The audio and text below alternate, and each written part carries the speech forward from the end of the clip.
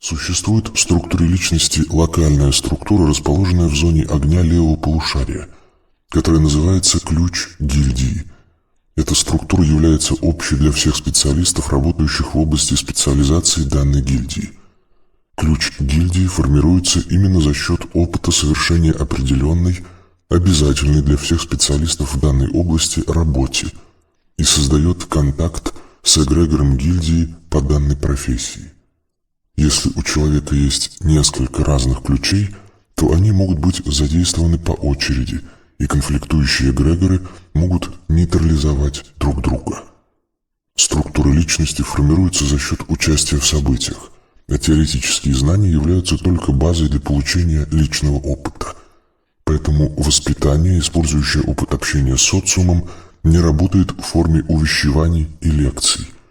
Если в каком-то месте собрать много асоциальных личностей, например, в тюрьме, и предоставить им возможность общаться друг с другом, то они сформируют эгрегор, который втянет в себя и воспитает всех окружающих. Так особые метки уголовного социума могут быть считаны не только у тех, кто в тюрьме сидел, но и у тех, кто в ней работал. Аналогичный след оставляют, например, армия или полиция. Каждое учебное заведение формирует свой тип структуры. Кастовая система четко определяется как след, оставленный семьей. При этом процесс формирования базы личности, скелета личности, заканчивается к 5 годам. В самом нижнем уровне идет след, оставленный подсознанием и наиболее активным союзником. Далее прослеживается пласт структуры, созданный родителями. Затем начинается влияние воспитателей и ближайших родственников. Энергетическая структура личности подобна срезу дерева. На разных этапах возникает новый опыт, и как годичные кольца формируются новые слои.